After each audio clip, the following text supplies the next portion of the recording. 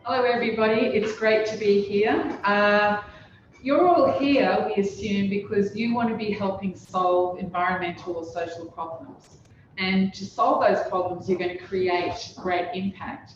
But when you're creating that impact, how do you get more resources into your business or your opportunity or whatever you're doing? You want to enlist resources, and you're going to get resources from maybe government, maybe investors, maybe the community. But unless you've got a good story about what impact you're creating, you won't get there, you won't be able to grow your business. So that's what we're about today. We're going to go through a lightning crash course in less than an hour. So these are the things we want to cover. This is just about trends of impact investing. Why is this communicating so important? Because if you can't tell your story about what you're creating, you won't get those resources. What are the principles for communicating and measuring social value? And what does a theory of change look like? We'll break out and do some very first steps in this, and then we'll get started on your theory of change and a very brief overview about impact measurement. And at the end, as Camille said, we'll do questions and some useful resources for you. This is sort of like the DNA of what we all do, because if we can't do this, we can't grow, we can't go any further. Now, it's a very exciting time in impact investing, which Impact is all about. This is happening worldwide. The world is catching on. I got this in the mail yesterday, which is Impact. Sir Ronald Cohen, he was one of the founders of the forefathers of this movement. The global impact investing market is worth over $500 billion. It's growing. COVID-19 has actually exposed the need for impact investment. All the things that are happening post-COVID, the economy recovery, the social recovery, everything else that we need on top of the health recovery. Private funds, philanthropic foundations are looking at how can they put money in and what will they get back when they have choices to where they're going to put their resources. We're also seeing finally big pushes about tackling climate change. And the thing that I love the best personally is the demand from the millennials, the young generation, the Gen Zs, the Gen Ys are going, we want to work for for-purpose organisations. And to have those for-purpose organisations, we have to be able to demonstrate what the impact is. So Ronald Cohen, my hero, is basically saying you have to have some impact measurement. And it's not just financial performance, it's a measurement about the impact. And how are you going to do that? So we'll run through that logic today. For us, what we look at when we're looking at organisations and we're evaluating whether they're going to be able to create great impact, we look at four main themes. And this comes from the Global Impact Investing Network, which is a great resource and group. The number one thing is this organisation, do they have intentionality? Are they really trying to change the world in some way? Are they addressing an economic or social problem? Or is it just sort of like an add-on, a nice to have? We really need this evidence and impact data, and as highlighted here, what we need to produce, and we are requiring of all organisations that we help that they have a theory of change and they have a statement of the projected social value that they're doing. We need to see that impact performance is being managed. It's all very well to say we've just created this, but how are you managing this on an ongoing basis? And what sort of framework can you use? And we also ask that everybody contributes, that this is a shared commons for everybody. So over to Susan, and we'll go at a very fast pace. Thank you, Lisa. Thank you, everyone. So as an impact venture, you need to be able to communicate what difference you're making, what your value is. And a lot of that value in terms of social value can't be measured in a market price, can't be captured in a market price. So before Jemima starts to talk about the theory of change and workshop that process, we wanted to just take a little bit of a bird's eye view in terms of what are the principles we're holding on to? What's our way of making our way through a theory of change? So there's an organisation called Social Value International, and they talk about 7 principles for social value. Now, these principles aren't anything extraordinary in themselves. They're not new. They're the basis of social accounting, sustainability, reporting, cost-benefit analysis. but it's really putting them together to say these are the principles we should look at when we're talking about theory of change and measuring that change. But today I'll just focus on 4 of those 7 because these are the 4 that will help in this first stage of the workshop in terms of looking at theory of change. So we call it the Magnificent 7. It's just a TV show, a Western TV show, which helps you remember, okay, there's 7 of them. We're looking at the first 4 or 4 of the 7. And the first principle is that really we've got to do it together. That what it's about is involving stakeholders. It's not just looking at one at a time, but we have to think about the diverse stakeholders for your venture. What we're trying to measure in impact is the change that's being made for society. It's not just a particular stakeholder group, but it's across society as a whole. So we need to be thinking about what difference does it make to customers, to beneficiaries, to the supply chain, and of course to investors.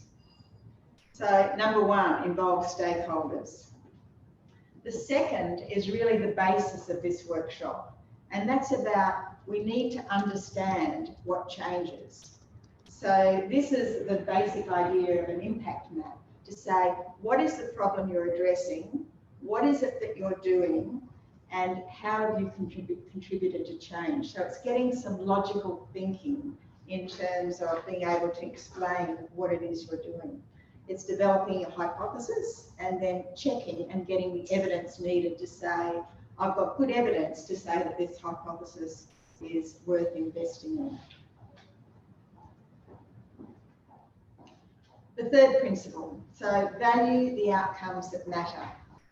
So a little bit like Alice in Wonderland, it's really easy to go down different rabbit holes and get lost in the rabbit holes. And in this little picture of Alice, she's holding a ball of wool or a golden thread. And what it's about here is saying, what is the key things that we're wanting to measure and how are we going to value those things? Not everything that's involved gets counted, but we want to count what matters. The fourth principle is about not overclaiming. So don't make out that you're the only person doing this thing if you're not. Don't make out that you've changed the world alone and it's all up to you. If you claim that, you'll lose credibility. If you say you're the only superhero of the block, you'll lose credibility. And if you say that you're the only person doing this kind of program in this place, or this kind of business in this place, make sure it's true, because someone will otherwise be challenging that and you'll lose credibility. That's probably no different from any other investment pitch that you give, but it's even more important in terms of what the social value is that you're creating. But on the other hand, what we've seen in some of the organisations we've worked with is they're inclined to underclaim. They'll be so aware that other people have contributed to the change that's been created that they go, oh no, it's not just us. And what's really important, and this will come through in the workshop that Jemima takes us through, is to say, be aware of what you've contributed to. It doesn't mean that it's attributed to you. It's not that you've done the whole thing, but be very conscious of what contribution that you've made to the change that happens. The other one of the principles that I wanted to talk about is being transparent. Now, like an iceberg, there's always a lot that happens under the waterline. Sometimes that can be murky and quite unclear. And if it's unclear, then it's very difficult to communicate to stakeholders what it is you're doing. So if you can just demonstrate how you've come up with the claims that you're making and how you've measured your impact, then people can see and understand what your intentions are. They may still question or want to know a little bit more, but it makes sense to them. And they're more likely to invest in you, support you, back you, if they can understand what your business is and why you're doing the business that you're doing.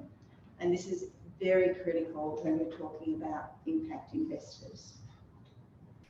So that's a little bit of the background in terms of principles. But now I'll hand over to Jemima to walk you through the theory of change.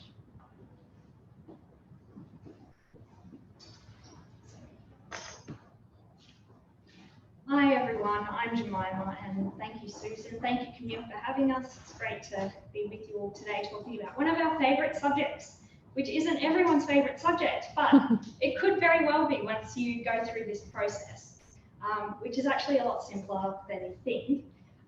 So I'd like to start with this. This is not to throw a whole lot of information at you, but it's to show you where we're going. So this is a theory of change that the ImpaQt Queensland team recently developed in collaboration with a Brisbane-based organisation called Open Doors Youth Services. They do amazing work with young people here in the LGBTIQ+ community. And we were asked to come in and work with their organisation to look at all the different activities that we're doing, and what were the key themes that they were trying to address in their work, and how were they going to get to their goals. And this is what we came up with. So if you can see at the top, there's a context, which is basically just the problem that they're seeking to solve. There are wellbeing risk factors, so they're basically the main things that they're seeking to address. They realise that the problem is much bigger than that, but those are the things they think they can have an impact on. And then as it goes through, it talks you through the impact, the inputs of their work, i.e. the resources, the activities that they go through, and what do they logically then see in the way of outcomes, outputs and outcomes to create a certain impact. So while we don't have the time to go through and develop something like this today, and the process that we'll run through will seem very simple as a result, I want to assure you that we went through this exact process that we're doing today with Open Doors Youth Services, and this took many weeks. So now I just want to, so this is where it's going to start, and we're going to start by putting you into breakout rooms. For those who are here, you're welcome to talk together, maybe at the two tables, and then for those online, Camille's very kindly going to put you into groups. Great way to know each other, speed dating. But we just want to start with these two questions, and we want you to talk together and say, what is the social or environmental problem that you are seeking to solve? Now, bear in mind, this isn't a problem for an individual or a particular small group.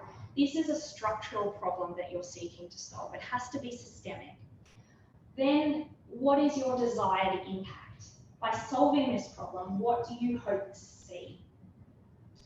And ideally, what you will start to see as you start to talk about it is that it follows logically. And that's something that we will break down in further detail after you've come out of the breakout room. So we might put you into those for now. Give us a couple of seconds as to how we work it out, because I think there might be a few of you. But the people who are here, it's up to you if you want to have a chat about it. Okay. Yes.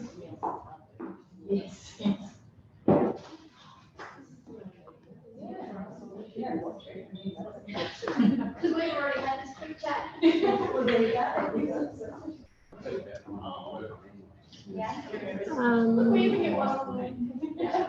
I think because it's a webinar, I don't have the same functionalities. I won't look at it.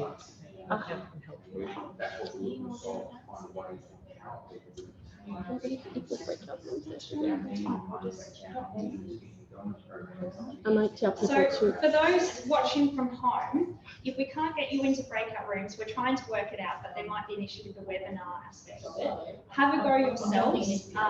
If you've got a piece of paper handy, computer handy, have a go at writing this out. We could maybe then Put it on the chat. We could put it on the chat. Great idea. So feel free to then contribute as a whole to the chat.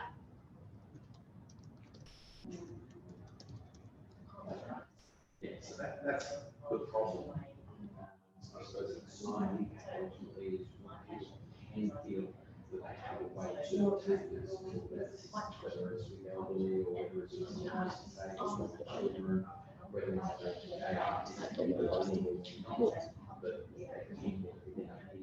Just put on the chat room. Can they put the problem and then the impact? So that's essentially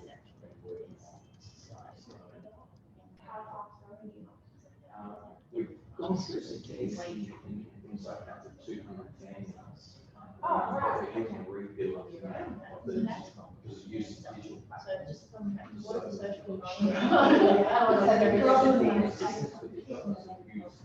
Yes.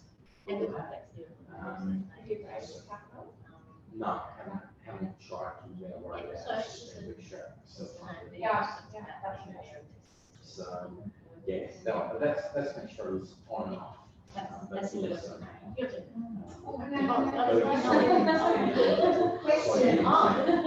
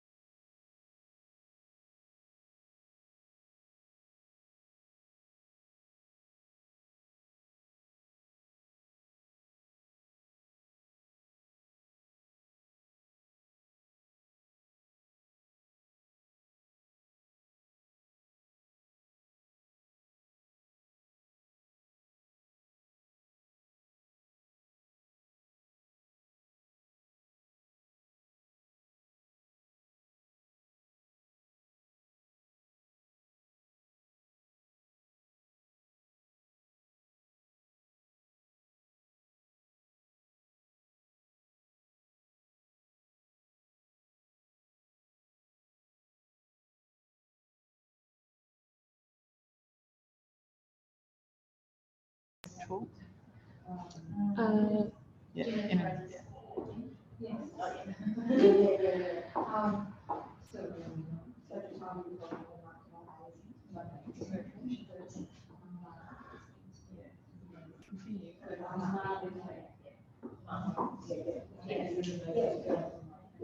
All right, thanks everyone, and apologies we couldn't get you into the breakout rooms. We had a couple of breakout rooms here, but not online, unfortunately. But it's great to see some of the answers coming through on the chat, and we'll revisit those in a little bit. But while this process might seem really simple, I just wanted to stress this is about finding your why. So it's, as Simon Sinek would say, you know, it's important to start here. But now, obviously there's a lot more to it, and from some of the chat responses I saw coming through, people were saying, oh, we want to address, you know, we want to address suicide, and we want to address, Carbon emissions. Pardon? Carbon emissions. Carbon emissions. So, but the process of how you get to that is going to be different for each of you. And I think that's what's really important to articulate, is that it's actually a whole thread, it's actually a whole process. And so impact measurement then is about showing how you get to a certain outcome. So we've all started with this, the first bit of the theory of change, the context. What is the big problem that you're seeking to solve? As we said, it must be for society. It can't just be for an individual. So examples might be pollution on the Australian coast, childhood obesity in Brisbane, minimal access to psychological therapy services for farmers in central WA, leading to high prevalence of mental illness, or amidst high prevalence of mental illness. Notice there that I've put them all in context, so I've given them a location. You're not going to be able to solve this problem for the world, but you can tackle it in finite locations. And this is where you can start to go a bit further. So inputs. What are the resources that you need to be able to do your work in addressing this problem? And it could be really simple. It could be something like staff time. You know, for Open Doors Youth Services, it was staff time. It was having a safe space in Brisbane where young people could come. It could be money. You need money. Everyone needs money to do this work. You've got to turn the lights on. Or you might be things like therapy vans. So they're your inputs. Then you have your processes and your activities, and this is where you start to delve down into further and further detail, and it's about what makes your organisation unique. What activities do you undertake with those specific resources to address the problem, to have a certain set of outcomes? So some examples might be you host public fundraising events, you conduct educational trips out to Moreton Bay, you organise care coordination for vulnerable youth, for example, mediation, referrals, provision of food. Then you'll start to see outputs. And this gets a bit confusing for people. A lot of people say, oh, by doing these activities with these resources, we can start to see these outcomes, isn't it great? But actually there's a step before that, and it's really clear to articulate the difference between your outputs and your outcomes.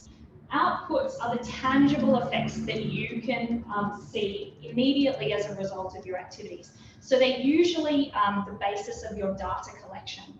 A lot of people say, oh, we've created 116 jobs. That's our impact. That's great. I would argue that's your outputs. That's not the outcome of your work, and it's not the impact of your work. It's the output of your work. So they're really tangible, defined results. Then you've got your outcomes. So the outcomes are the results that you're working to achieve. What do you expect to see? They might be short-term outcomes, they might be long-term outcomes. So let's take the idea of jobs, for example. So you created 116 jobs as your output, that's great. But what is the outcome of that? So you might say, we've created 116 jobs for unemployed women who are now supported into stable full-time work. The outcome of that is that they have income generation. They're able to support their families. And then you've got your impact. Your impact is the social change that you are ultimately working towards, usually at a system level. So again, if we take the jobs example, your impact might be that you see less women-led households on low income. So you start to see women more empowered in the community, able to make financial decisions independently, able to support their children, and so on and so forth. It's usually a ripple effect.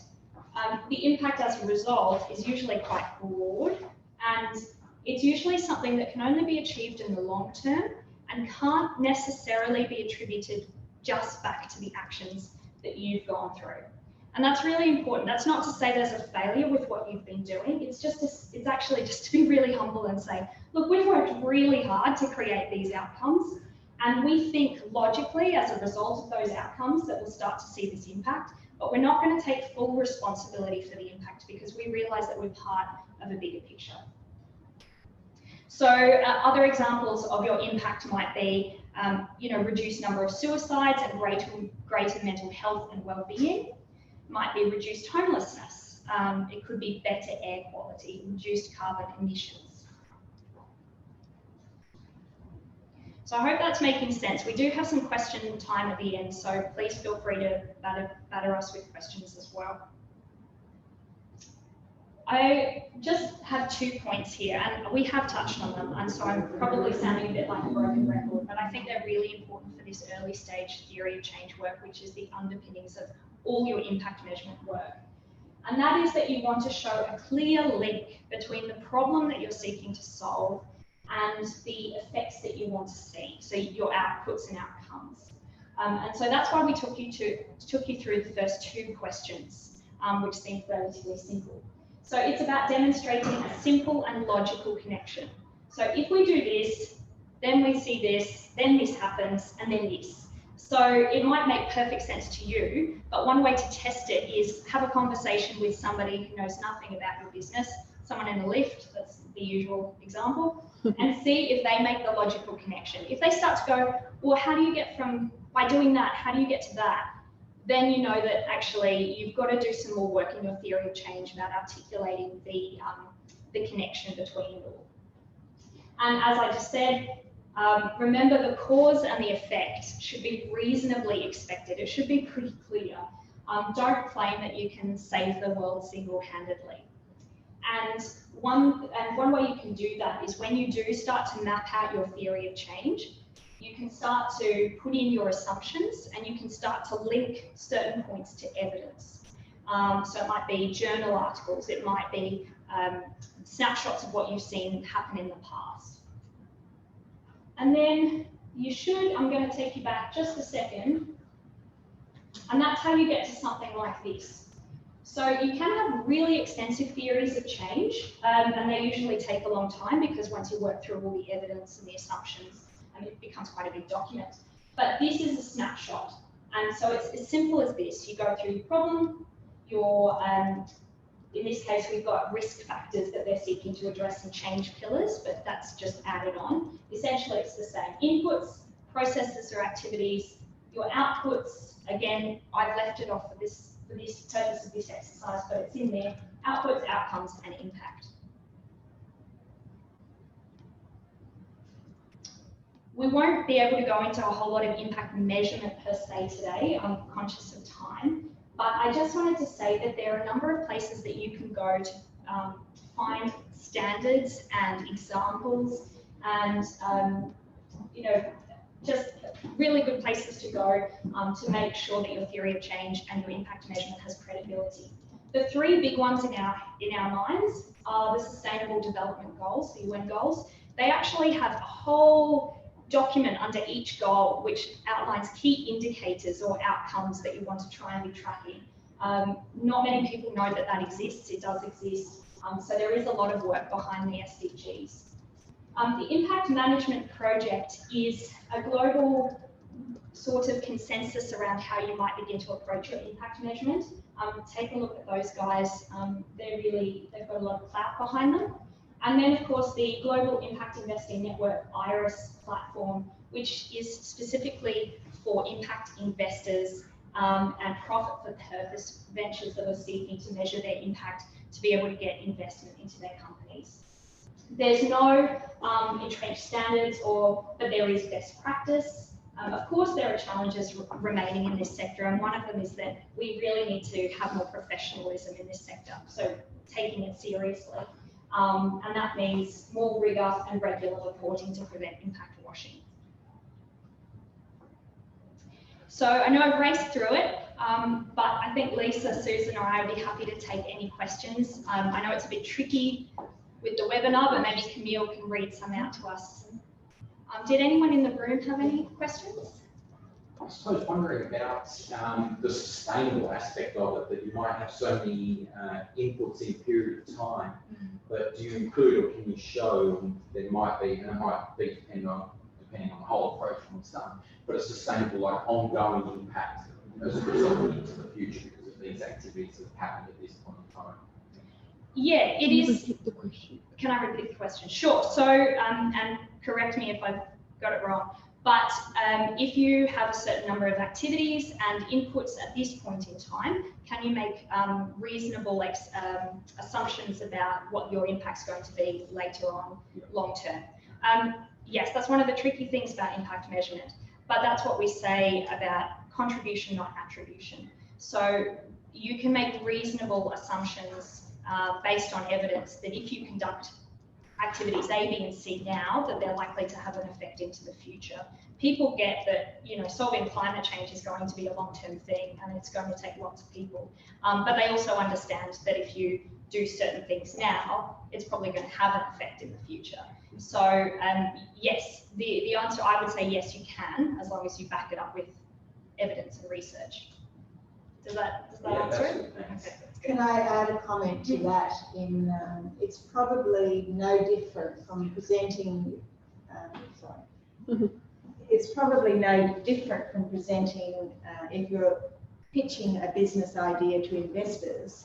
Your financial projections are your projections. They're not necessarily reality, but people are looking for the rationale, the logic, the fact that you can justify how you've come up with what your projections are is exactly the same in terms of what is the logic, the rationale, the data that you're using to do your impact statements. I mean, climate was a good one. You mentioned that when you imagine, say, a solar farm going in, and you'll have longer term benefits than the activity that going in that first period. Yeah, absolutely. And I also want to say that a lot of you might be asking, well, you know, theory of change, is it just one way of doing impact measurement? I would say that it's actually the underpinnings of all types of impact measurement. And certainly if you're based in Queensland, most of the philanthropic organisations in Queensland will ask you for a theory of change if you apply for a grant. Or there'll be someone in the back office writing out a theory of change for you. So yes, it is really important. Yes, funders do look for it, and yes, it's the basis of all impact measurement. Got a question from the audience. How do you balance purpose and profit for investors? How do you balance purpose and profit for investors? Lisa, do you want to say this one?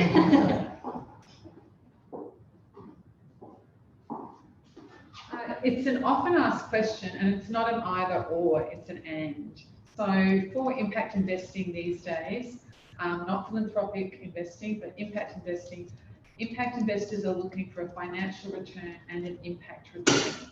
So the discussions today, you know, on top of what Jemima just sort of said about, you know, philanthropists looking for theory of change and why should they donate their money to something, they need to see what the impact is. Well, impact investors want to know the financial return, the profit, and the purpose as well.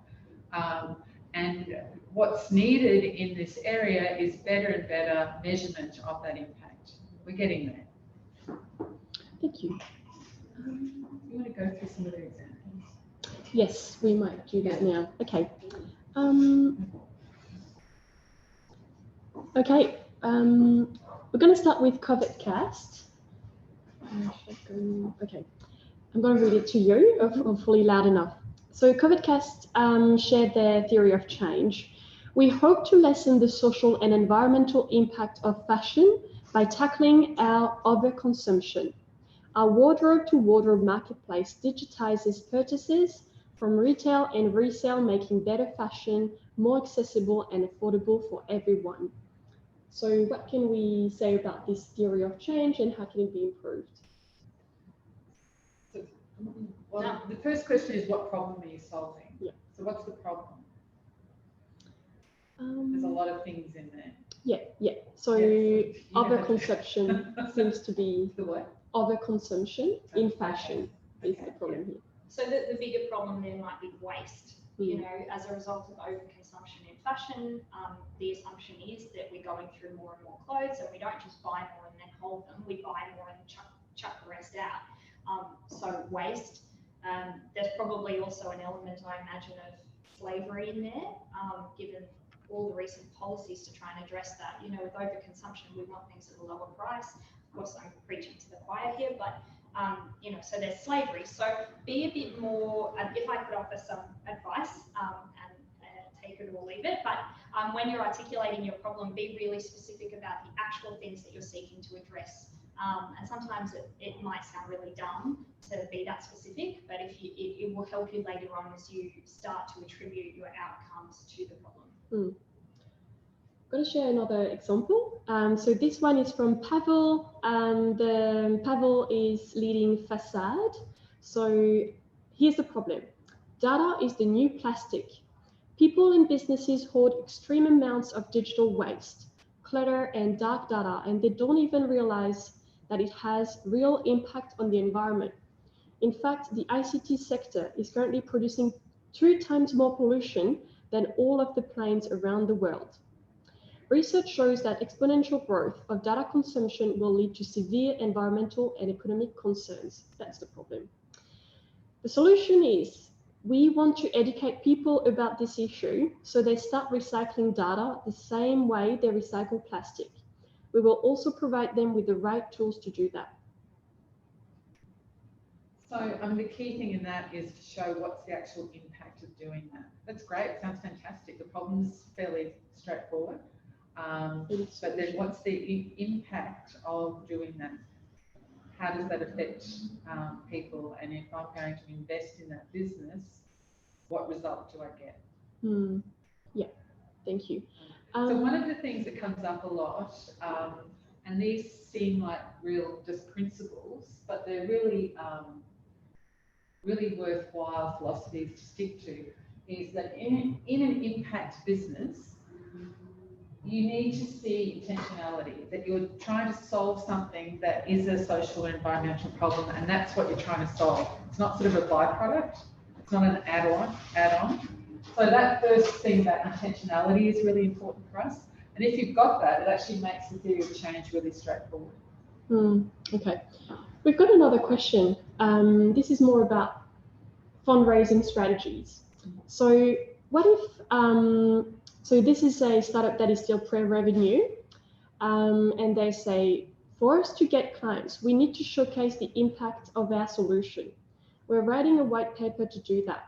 The challenge we're facing is that we have substantial evidence to support our case, but it's still hypothetical until we have clients. How to talk to investors about this chicken and egg situation?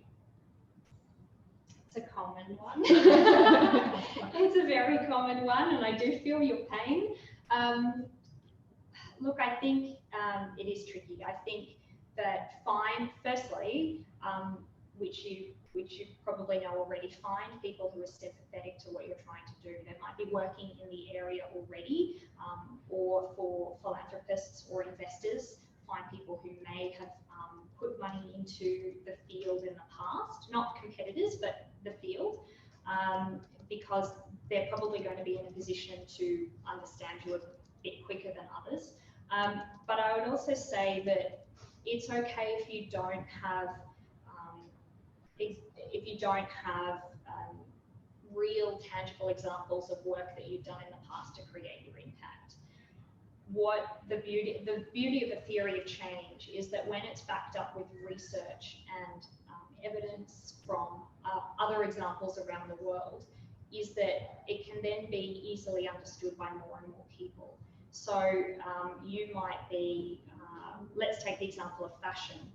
So you might be pre-revenue and you might not have done anything to address overconsumption yet.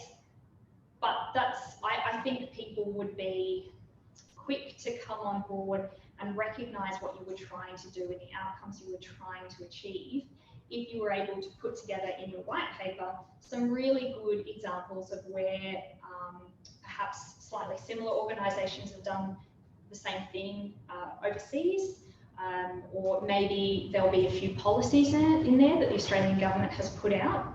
They tend to be based on really good research and facts. So kind of paint by numbers and paint the picture from the outside in if you can't do it from the inside out. That's fantastic, thank you. I might share with you another theory of change for for a test. So we've got Mark. So Mark leads SkyGrow. So SkyGrow is solving the environmental problems of deforestation, species loss, and climate change through building and providing fleets of autonomous planting grow bots to plant billions of trees and other plants, which will secure sustainability of important habitat for all life forms on our planet. Overall, creating a fairer, smarter, and greener world, and resetting the economy by creating sustainable jobs. Nice. Actually, how to balance jobs and environmental impact? How do you package that?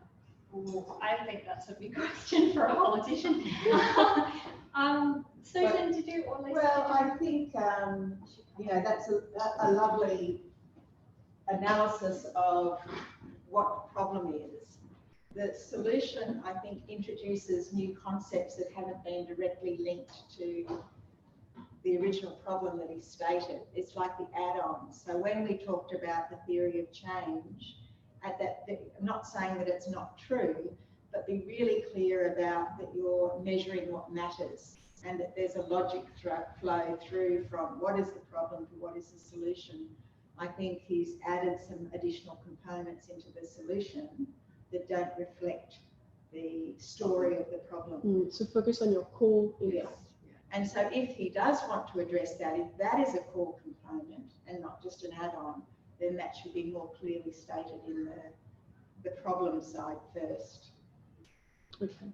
Can I just add one thing to that? So some organisations talk about it as the golden thread, and Lisa talks a lot about it as the golden thread. So finding the thread of logic that runs through your theory of change, as we talked about the frog. But one way to do what Susan's suggesting is to go, if I took away so let's say you've got 3 things that you're looking at. What if I took away one thing, would the whole thing collapse? What can I take away and for my impact still to happen, my outcome still to happen? What's the actual core thing that you cannot remove that is absolutely central to what you're trying to do? Yeah, that's excellent. I don't see any other questions. So any final word for our audience? Maybe a word about the work that ImpaQt does, and then I'll wrap up. Yeah. So did you just want to say something about further work? Yeah, sure. So these are also some useful resources, that help with where to from here. So the first bit is on theories of change. You'll see that we haven't been telling lies, that the theories of change look very similar wherever you look. And then going on from there, there's some standards and useful guides and frameworks. And if you're past all of that, you're actually sort of looking into more detail. Have a look at this one from Israel, Bridges Fund. They're an impact investing fund, and they've put together a whole impact report where you can see how they've incorporated impact measurement into their operations as an investor. It's really, really cool. We're inspired by it here at ImpaQt. We here at ImpaQt will be doing some more in-depth workshops going forward, and we're happy to work with organisations to help you develop your theory of change. That happens in a number of ways, but just getting in contact with Susan Black. So there she is in the middle. So Susan at impactqueensland.com.au. There's an SMS from there. But yeah, thank you so much for your just being with us today, and thank you, Camille. And just a final plug about the ImpaQt Fund opening next year. We will be investing in for-purpose organisations that are creating great impact, and this framework that you've seen is integral to the fund, but also the organisations we support in the pipeline in ImpaQt Queensland. And thank you very much, Camille. Thank you. A final word before we close this event for today. Dear members, I hope this webinar gave you practical knowledge and insights into impact investing and will empower you to be more confident in your future capital raise. Make sure you register for our coming webinar. We will dive into impact investing readiness with Anthony Owen, who's also from this team with ImpaQt Queensland. You will get to learn how your business model and your figures can stack up for investors and get to know if you are truly ready for investment. This will be on Zoom and in person again on the 10th of November, so just jump online on our meetup group to register today. And finally, we are now close to 500 members, which is fantastic. But I'd love to grow this group even further. If you've enjoyed today, please invite your friends and colleagues who might also find these conversations useful. Make sure you follow us on social media. I'd like to thank you all for coming today and making the time and commitment to learn and be curious. By learning and choosing to support impact investing and sustainable finance, we can truly create positive impact at scale. Have a wonderful day, everyone, and see you next time. Bye.